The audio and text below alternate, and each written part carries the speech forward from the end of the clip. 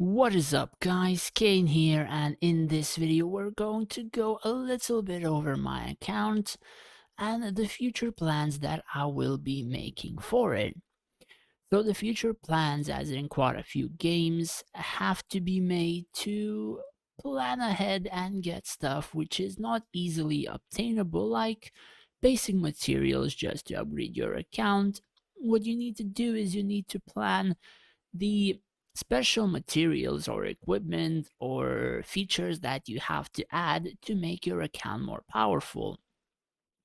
So first things first, we're going to check the dragon. As you can see, my dragon is kind of pretty decent. The only skill that I want to change on my dragon is the greater hailstorm to perhaps another skill, maybe the next dragon skill, which would be damage based, I think, something like that. And other than that, perhaps like add the draconic blessings, which would buff the archers. And aside from that, I think majority of this would be okay at the moment. Draconic wise, I have already finished all three and started to upgrade a little bit of these awaken levels. I think I'm gonna go all three to level 10 first to unlock the first one, and after that I will see from there.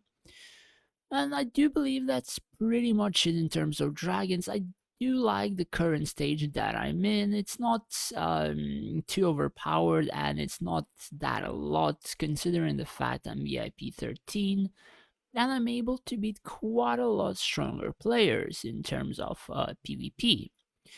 So the next thing that I would want to talk about is the pet system. So the spirit beast.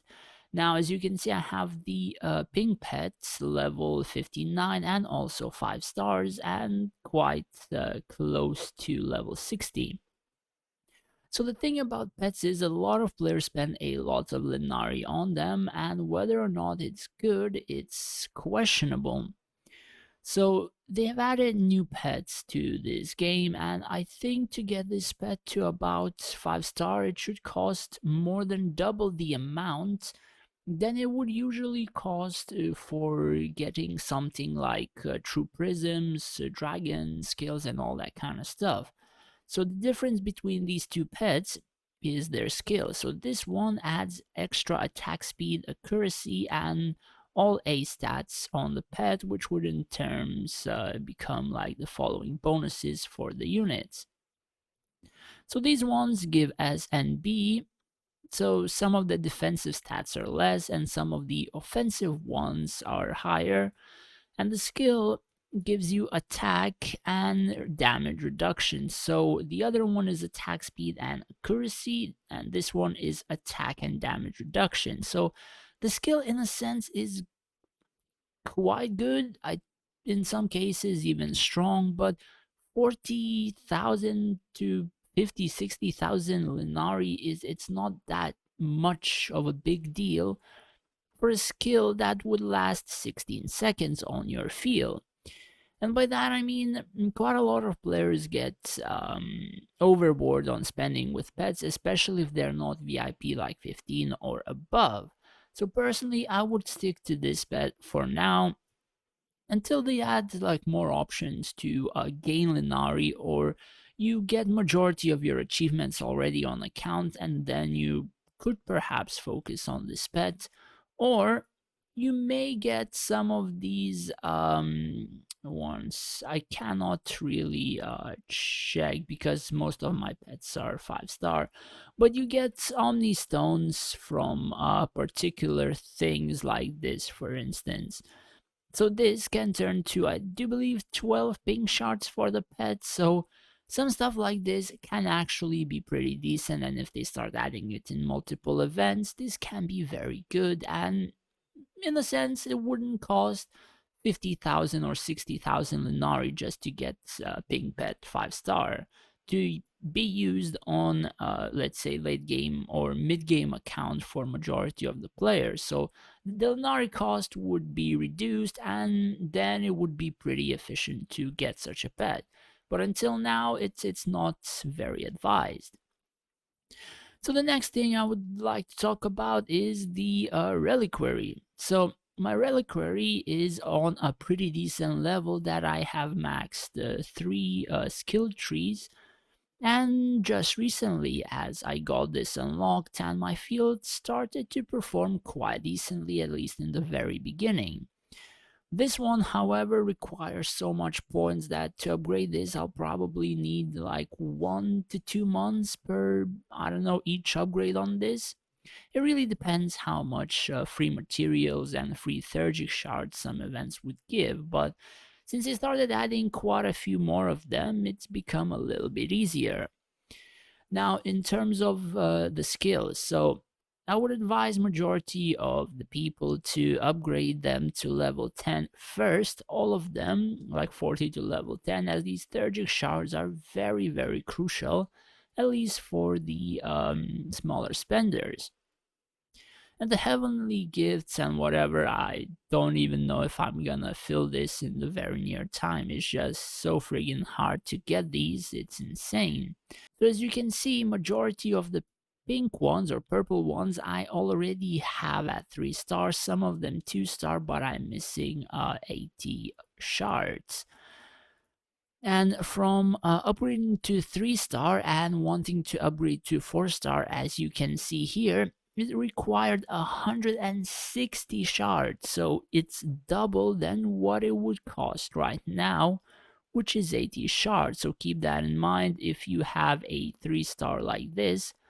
To upgrade it to 4-star, you require 160 shards, which is 4 dupes for this. So majority of the time you want to upgrade this not just to upgrade for the stats and just keep it there. You want to upgrade it to break through it, and then you get this important stat, which is the quintessence, and you do require that for these insanely overpowered skills. So basically you upgrade these to get some basic stats, and then you get points here to upgrade those basic stats even more. So in this case, I would be picking the troops attack and critical damage, which these two would increase my army by an insane amount of damage. So this will be sort of my next goal. And then this one, heroes attack and then critical hit damage, like these two would add such a huge amount of damage on my field. It's insane. So that aside, Reliquary, majority of the events, or rather paid events, like I think I had a video on like the flower one. I've opened most of my boxes and I got over 2 million Theurgic shards just for spending 3,000 Lunari. That was an insanely good deal, and my field, my heroes, my army increased by an insane amount. So you have to watch out for those few things, and then if you have Theurgic shards, those give the most percentages, at least at the moment, in terms of like the stats for your entire field.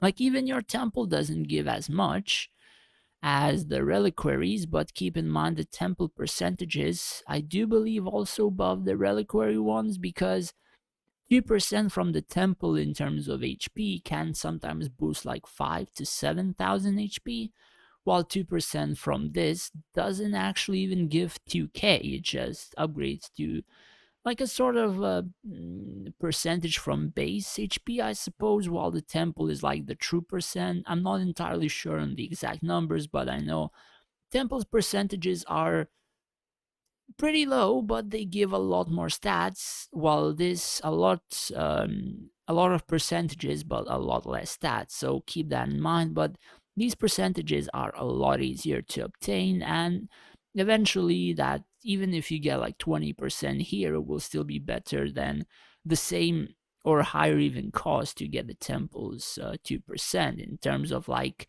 trading most boxes for runes or whatever.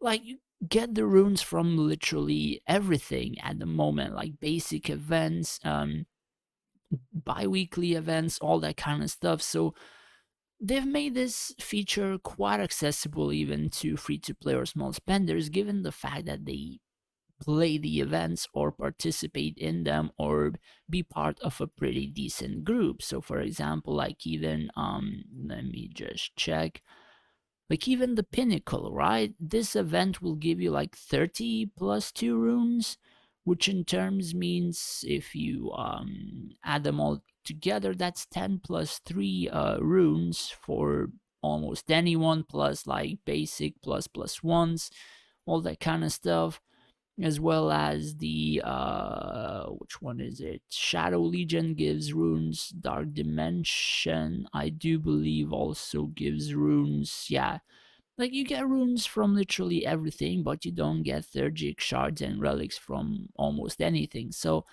in terms of those events, you would want to focus on that, and that is also my focus for the percentages. So that aside, heroes. So as you can see, I don't have Rufio upgraded. The thing is, I want to swap my race to perhaps Sylvani, even though it seems like a huge mistake. I do believe I've said in a couple of videos that I do like the overview of like the city.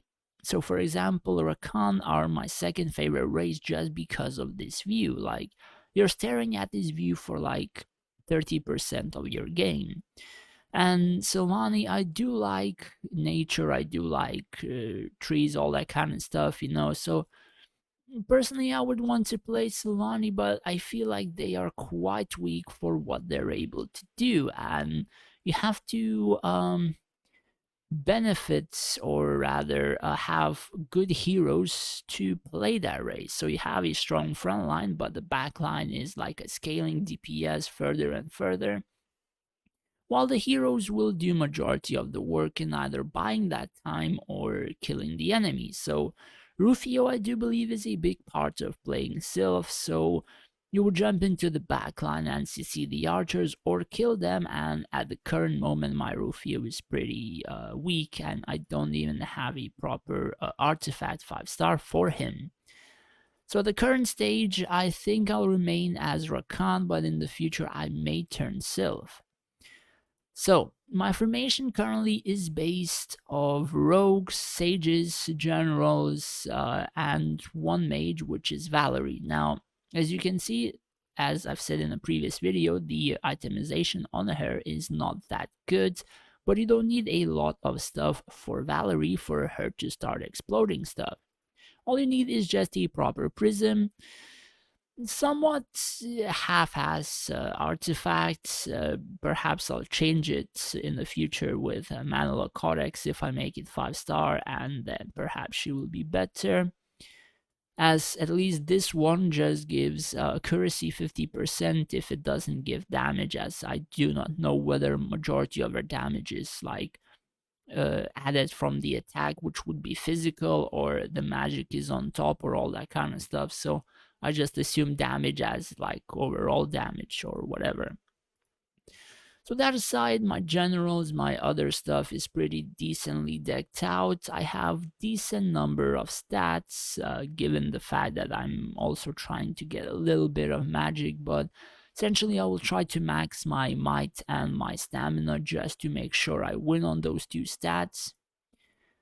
And for the hero mastery, I have 3 of them at tier 8, and the next one I will try to focus the giant's power. So perhaps this one will go on Denji, and then the damage reduction will go on probably another frontline hero, probably something like Solaris or whatever. That aside, there is something that I've wanted to note, which I will be going for in the future of the my account. So I don't have a couple of the artifacts which make frontline a lot stronger.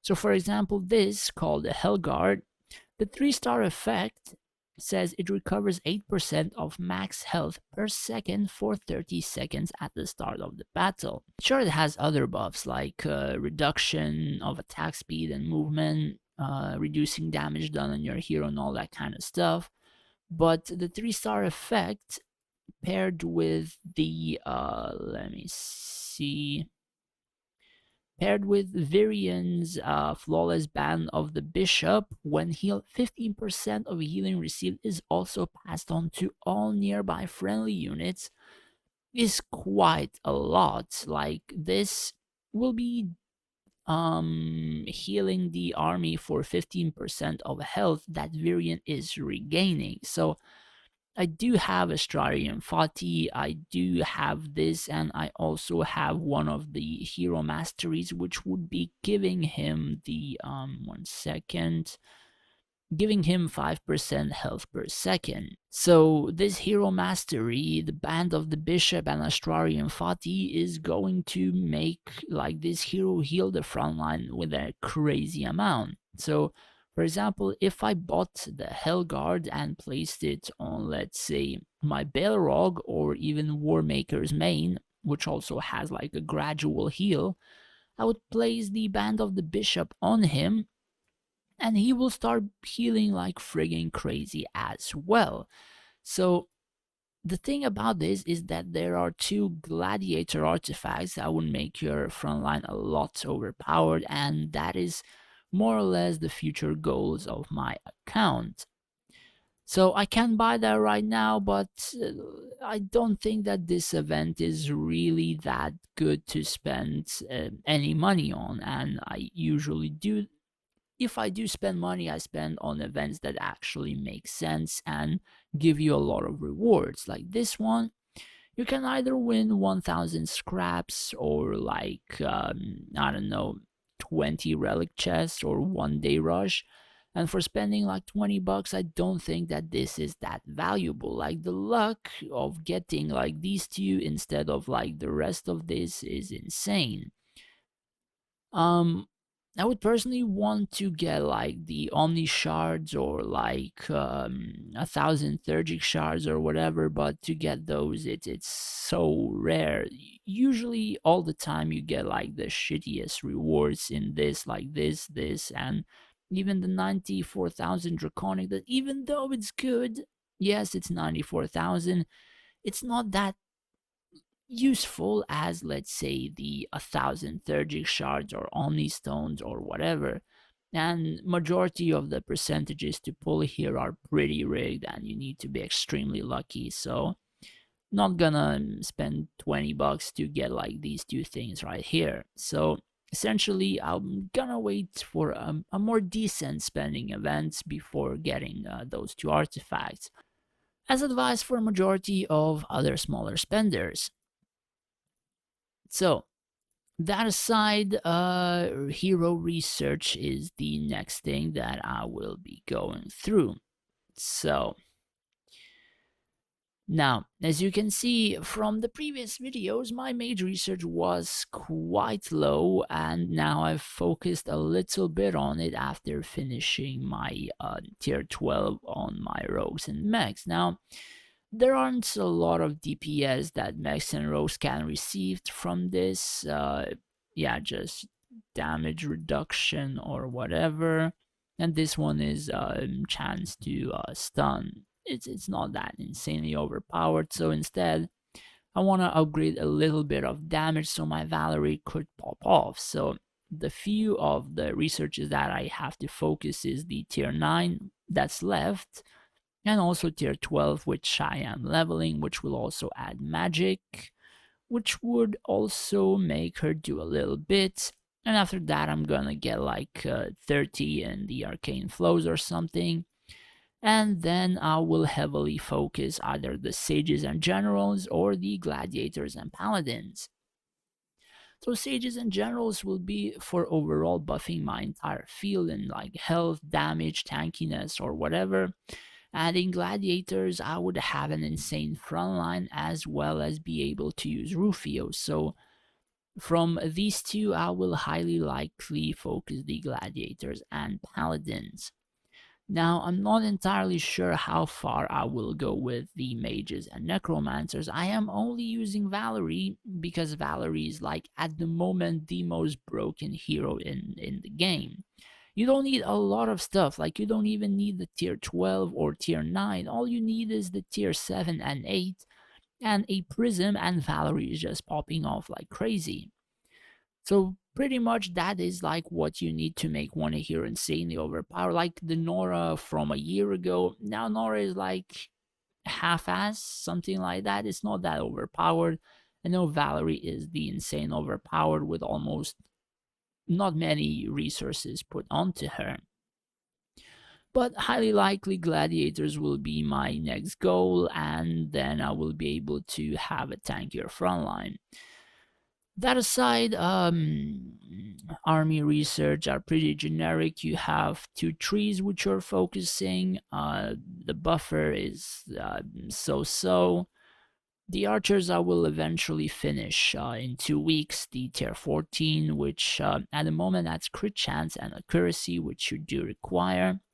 And then it adds attack and health by 20%, which I find it a lot better than to focus just the tier 13 straight up, because like this one, it only adds like attack, magic resistance, and health when they are on your garrison duty. So this is for like city defense, which doesn't really matter, especially if you're in Drake. And 1 second. If you're in Drake, basically majority of the cities are cleared or being cleared on a daily basis, except one peaceful one, which is our ally, and other stuff is like you cannot even stay in the city. You have top three cores all clearing majority of the cities on a daily basis, and if they don't, other players do it for the honor.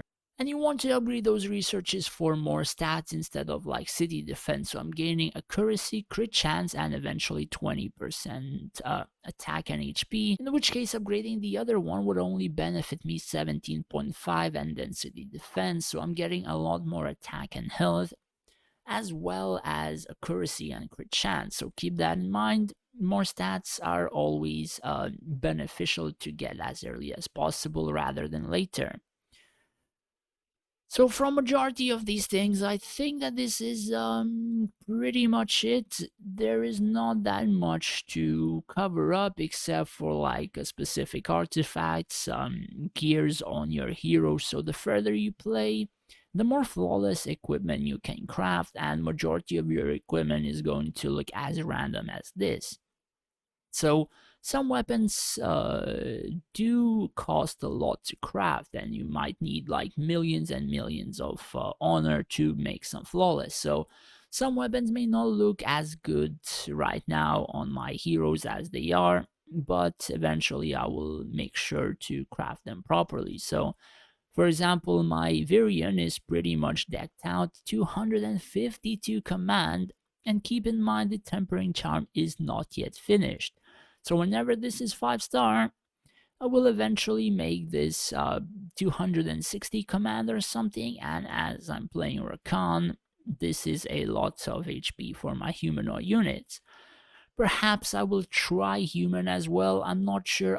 I do for to play majority of other factions that is not Rakan, I do require the Rufio to pop off. So I think Rakan don't really require Rufios, and majority of the others do. So essentially, if I want to play anything else than Rakan, I do require this hero.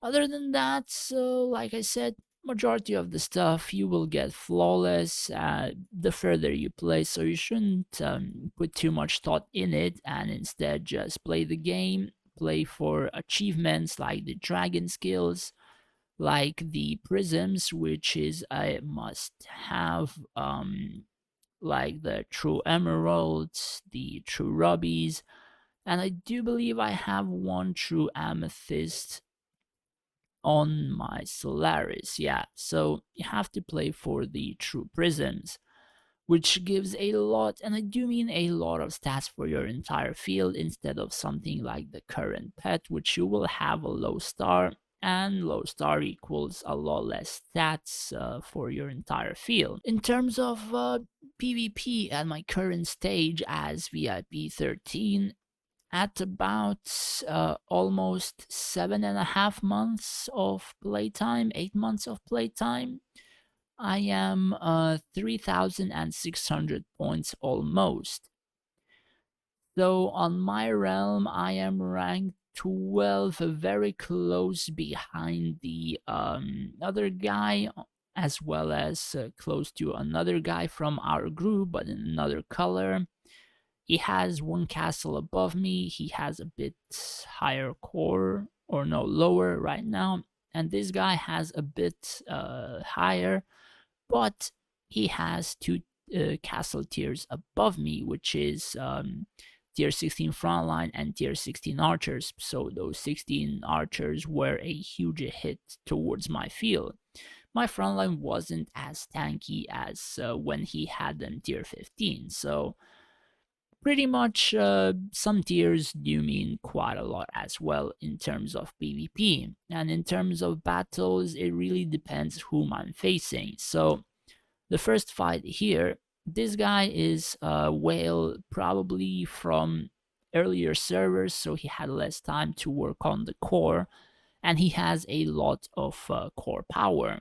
So I do assume that this guy is VIP 15 at least.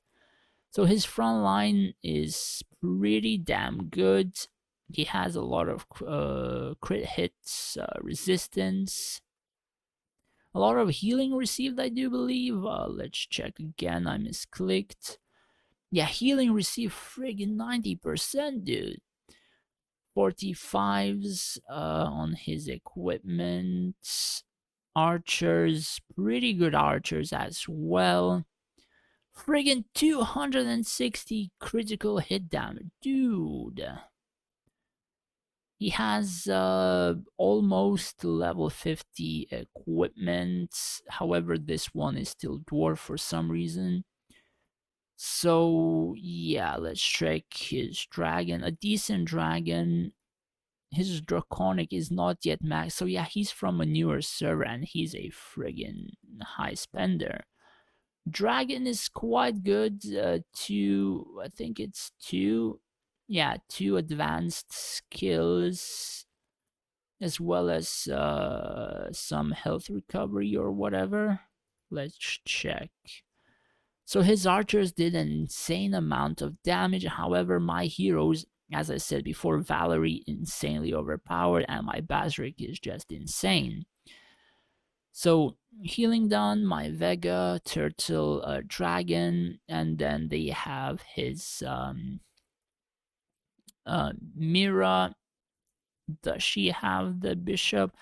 So she doesn't have the bishop thing, so majority of the stuff that she's just doing is just healing her gloves, and it doesn't give anything to the field. So that really doesn't mean anything. Like, this is just zero.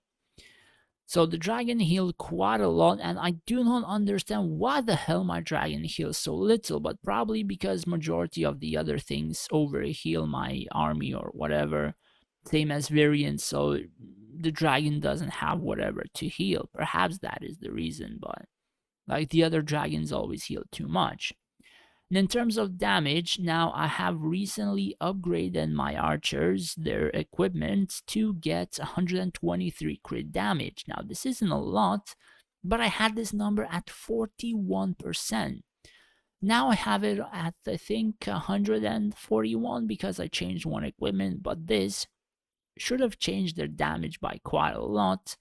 But still, my Valerie and my Basric manages to overtake my archers by an insane amount. So if we go on to the match, let's check what happens. So I know I have my DPS side at top left, and I usually focus on my top left. So I use the turtle and also the buff on the archers, and as you can see, I'm just tearing through this top left side through the front line in a matter of a few seconds. His Basric is CC'd, the Swordmen are falling, and on the other side, his Bearlog and my Bearlog died and also activated archers, but this side is not dying. He has a lot of healing on this side, as you can see, as like the front line is not dying, but this side I managed to pull through with 2 squads of archers and Valerie exploding stuff, and pretty much that was it. So my right side is built to sustain damage and also for Basric to be surrounded by the army units and still do his own damage.